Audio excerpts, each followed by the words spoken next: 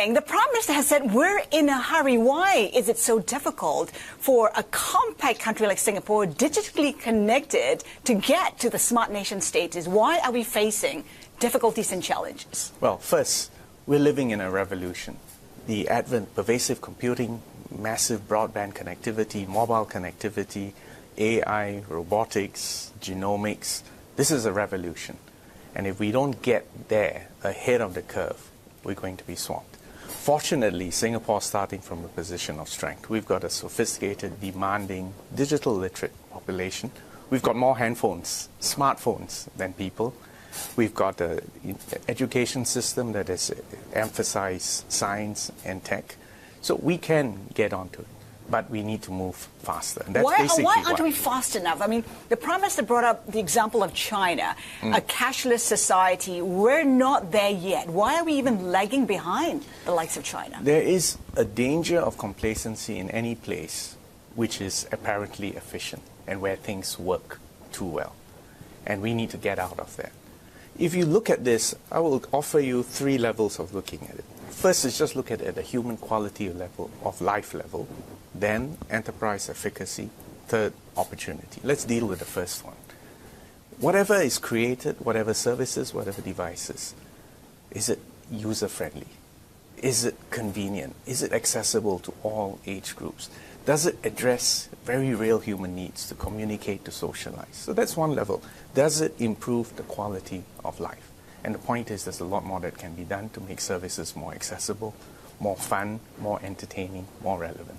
The next level, however, is harder, and that is at enterprise efficacy, meaning are our companies inventing stuff which makes them more competitive, more innovative, more relevant? Where do they stand globally?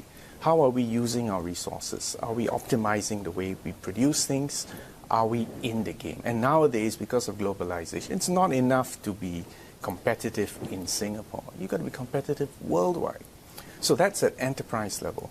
But there's a more fundamental level, and that's why we're really chasing this. And this is about opportunity. We live in a world where the way value is created, the way work is organized, the way our societies communicate, mobilize, transform ourselves is all being changed. If we don't address this, you will see the danger of the middle class being hollowed out, of jobs being lost. So it's really about the distribution of opportunities. And that's why we're so obsessed about education and skills future. You see, the point is, there are a whole lot of new jobs being created. But do you have people with the right skills? Can you match your own population with the new jobs that are being created? So, Minister, where are we in this digital transformation? Are we at risk of not meeting the 2025 Smart Nation target? We are at risk if we are complacent and if we go too slowly. And the Prime Minister has said we're going to double down and we're going to ramp up the rate of change. And this has to be done. There's no way around that. Legislation is important. And there seems to be a lag, that legislation is lagging behind innovation. I know Singapore has somewhat addressed that. I mean, it brought down, in terms of rental housing to 3 months versus 6 months before, yet it's not addressing platforms like Airbnb, for instance. Is legislation lagging behind from your point of view? Well, actually, legislation is not the key thing. There are several things which governments can do. For instance, research and development is a primary role of government. In our case, we've set aside $19 billion for the next 5 years. The next thing, infrastructure. In our case, we've got fiber in every home, in every office. In fact, 2 fibers in every home. We've got the world's fastest broadband. We're working on mobile connectivity. The hardware layer is almost the easy part, but it's the software layer. And that's why we are working in overnight on 3 critical platforms: e-payments, digital ID, and when I say digital ID, secure digital ID, which incorporates biometrics, and PKI, public key infrastructure, so that you can have presence-less, paperless, and cashless transactions. You've had conversations with your counterpart in the U.S. Is Yes. there a shift in U.S. commitment towards Asia? Do you get a sense of that? Well, I think the U.S. is undergoing a period of anxiety. In fact, the first sign of a society that is probably not keeping up with the digital revolution is when middle-class wages are squeezed and middle-class jobs are being eroded. This is a clear warning sign.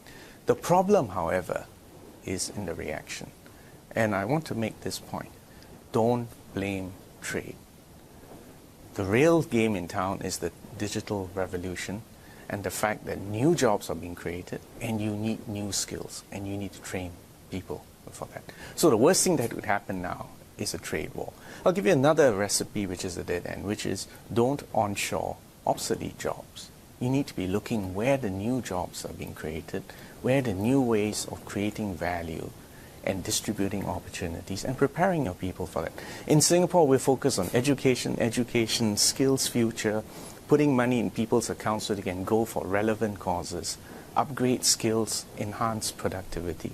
It's hard work, it's not glamorous work, it's not a quick fix, but that's where the real solution is. So I'm most worried about a trade war. Geopolitics have taken over the headlines, and looking at the South China Sea, for instance, we've seen how Vietnam's pulling back intensive drilling, and presumably because of the pressure from China.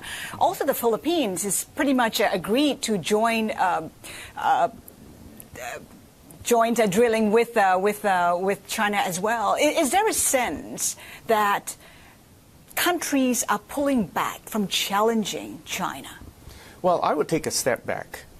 The key strategic trend is that we're moving to a multipolar world. And it's not just the United States, it's not just China, but it's India, it's Europe, South America, and Africa. First point. Second point is trade. The South China Sea is so important because $5 trillion worth of trade flows through that. And frankly, I think the risk of a war is very low, but that's not what I'm worried about. Just the hint of tension raises risk premiums, raises insurance premiums, affects trade. We need to have peace and stability so that trade can continue. The third point is that never before in human history have China and the US, two superpowers, been so intertwined. China is the US largest trading partner. China also happens to hold is the largest single holder of US Treasury bonds.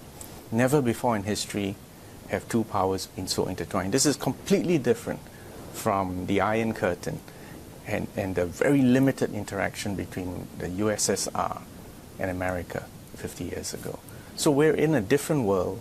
We need cool heads to prevail. We need to stop blaming trade. We need to stop trying to onshore obsolete jobs.